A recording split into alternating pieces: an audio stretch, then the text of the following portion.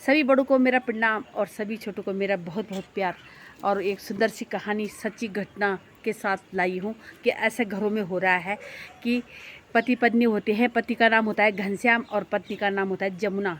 और उनका एक बेटा होता है बिमल कुमार और उनकी दो बेटियां होती है। बेटियों की तो शादी हो जाती है और बाद में करते हैं वो बिमल की शादी करती है, बिमल कुमार की निव्या के साथ शादी करती है। बहुत सुंदर उनका जीवन चलता है। और जो घनश्याम जी होते हैं वो मिस्त्री होते हैं, तो मिस्त्री अपना भी बहुत अच्छा घर बनाया था उन्होंने, बहुत बड़ा घर बनाया था और लोगों के बहुत सुंदर सुंदर घर बनाए थे उन्होंने। लेकिन जब उम्र उनकी ज़्यादा हो गई तो वो बीमार होने लग गए और वो बिल्कुल भी काम करना बंद कर दिया था उन्होंने। और उनकी जो बहू थी वो बहुत चालाक थी, निव्या। और निव्या ने अपने ससुर जी को और अपनी सास को अत्याचार करने लग गई।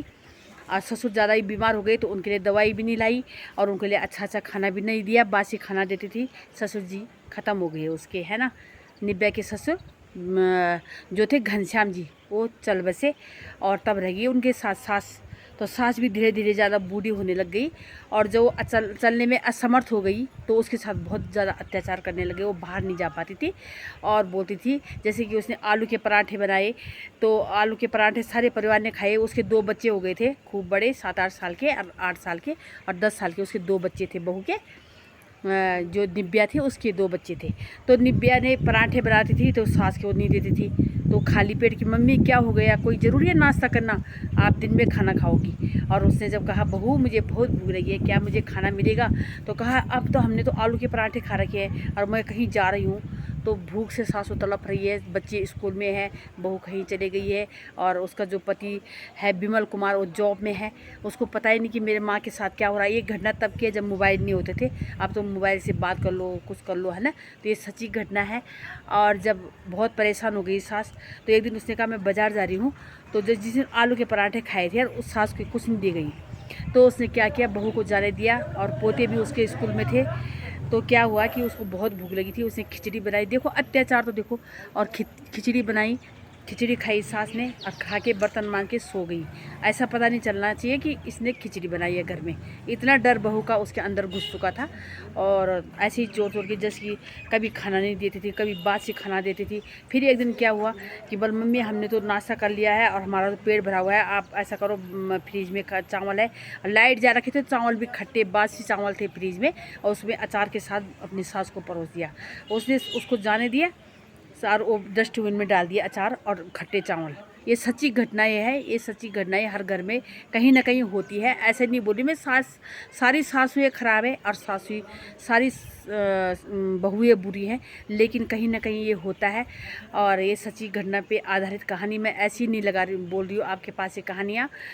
और मेरी कहानी सुन के अगर कोई बहू अपने सास के साथ गलत आचरण कर रही है तो शायद इस कहानी से उसके दिमाग में आ जाए कि मुझे अब अपनी सास से बहुत प्यार से रहना है। नहीं बोले जैसी करनी वैसी भरनी होगा, फिर ना जैसे हम करेंगे वैसे हमें मिलेगा। तो ऐसी बासी खाना दे दिया और चली गई। फिर उसकी सास ऐसे ही करती थी, वो कहीं चली जाती थी, एक मुट्ठी चावल रखा, एक मुट्ठी दाल, नमक मिलाया, खिचड़ी अपने पेट भर देती थी और फिर लेट जाती थी। एक दिन क्या हुआ, उसका पति उसको बहकाया कि नहीं भाई मैं ये तो तुम्हारी जो माँ है मुझे बहुत परेशान करती है, ये वो और ऐसा करते खर्चा भी नहीं चल रहा। जिस कमरे में मेरी सास है उसको खाली करा देते हैं और इस सास को ना नीचे वाले कमरे में शिफ्ट कर देते हैं।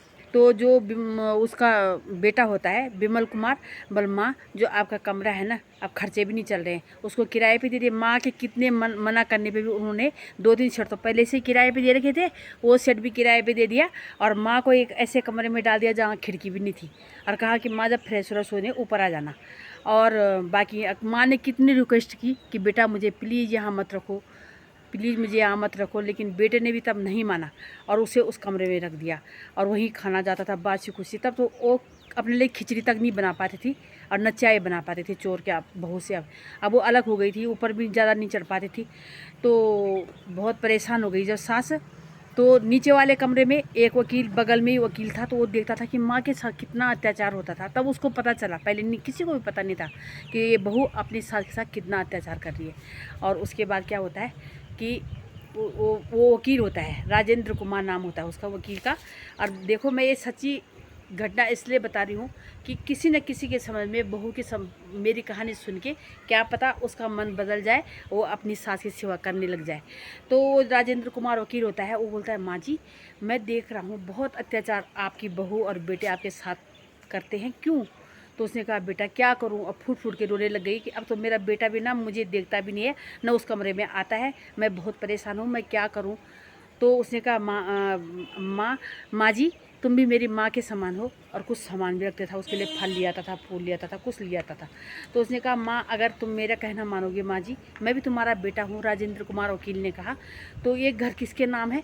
तो उसने कहा ये जो बड़ा इतना बड़ा घर है आपका, ये किसके नाम है? कहीं आपकी बेटी बहू के नाम पे तो नहीं है? उसने कहा नहीं, मेरे पति ने तो मेरे नाम से ये घर किया है। तो माता जी आप ज़्यादा पढ़ी लिखी नहीं है, इसलिए आप इस पर विचार नहीं कर रहे हैं। मैं ये वकील हूँ, मैं आपका साथ दूंगा, और आप इनको बोलो कि तुम मेरे घर से निकल जाओ, और यहाँ मैं यहीं रहूँगी, और यहाँ पे मैं एक वृद्ध आश्रम खोलना चाहती हूँ, तुम मेरे घर से निकल जाओ। बोल बेटा ये हो सकता है? बोला हाँ माँ मैं आपके साथ हूँ। तो दूसरे दिन क्या हुआ, गई वो किचन में खाना बनाने लग गई। उसने कहा अम्मा क्या मैं आपको खाना नहीं देती, क्यों आप किचन में खाना बना रही है? बोल बेटा आज से तुम बाहर निकलो, ये मैं यहाँ पे वृद्ध आश्रम बनाना चाहती हूँ, और ये सरकार को सौंपना चाहती हूँ, और मैं भी उन वृद्ध के साथ रहूँगी, आप मेरे घर से निकलो। तो तब क्या हुआ, वो जो बेटा और बहू अपने माँ के कदमों में गिरे, प्लीज़ माँ हम कहाँ जाएं, हमारे पास तो कुछ है नहीं इतना ज़्यादा, अगर आप मुझे इस घर से निकाल दोगी तो हमारा क्या होगा, और आज से शिकायत का मौका नहीं दूंगी। बहू ने कहा और बेटे ने भी कि माँ हमसे बहुत बड़ी भूल हुई, हमने आपकी सेवा नहीं की, और आज से हम आपकी सेवा करेंगे, प्लीज़ हमें रख लो ना। तो तब कहा कि आज से ये अत्याचार तो नहीं होगा मेरे पे, वो तो अच्छा हुआ मेरे पति ने मेरे नाम एक घर कर दिया। तो तब से वो अपने माँ को बहुत इज्जत देने लग गए, और बहुत प्यार देने लग गए, अच्छा खाना देने लग गए, अच्छा कमरा दे दिया। तब उस दिन से वो खुश रही, तो वो राजेंद्र कुमार को बहुत बहुत धन्यवाद देने लगी। तो इस कहानी से एक सीख मिलती है कि जब पति पत्नी ना, तब तक बच्चों के नाम पूरी प्रॉपर्टी मत करो, कुछ ना कुछ अपने लिए रखो, ताकि बुढ़ापे में आपका सहारा बने वो संपत्ति। और अगर बेटी बहू सेवा ना भी करे तो आप किसी को बुढ़ापे में रख सकते हो।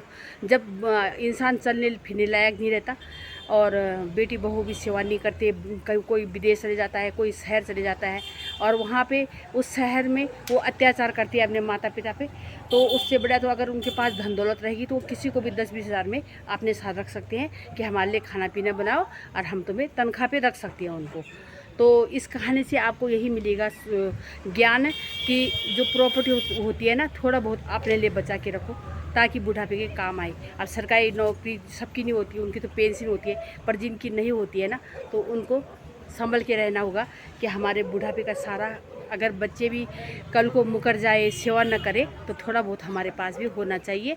तो ये वीडियो आपको कैसी लगी? ज़्यादा 7 मिनट 8 मिनट की हो गई वीडियो, और इन वादियों के बीच में मैं आपको सुनाती हूँ, क्योंकि अंदर अंधेरा है, मेरे पास कोई ऐसा साधन नहीं है कि मैं मतलब अच्छे से आपको वीडियो शूट करके दिखाऊं। ऐसे बोल के ही मैं आपको वीडियो सुना देती हूँ। आपको कैसी लगती है ये मुझे पता नहीं, अच्छी लगती है कि नहीं लगती है। आजकल तो ज़्यादा मेरी वीडियो अभी ज़्यादा लोगों तक पहुँच नहीं पा रही है, लेकिन जो देखते हैं तो अच्छे कमेंट भेजते हैं। तो यहीं पर वीडियो एंड करती हूँ। बहुत बहुत धन्यवाद, नमस्कार।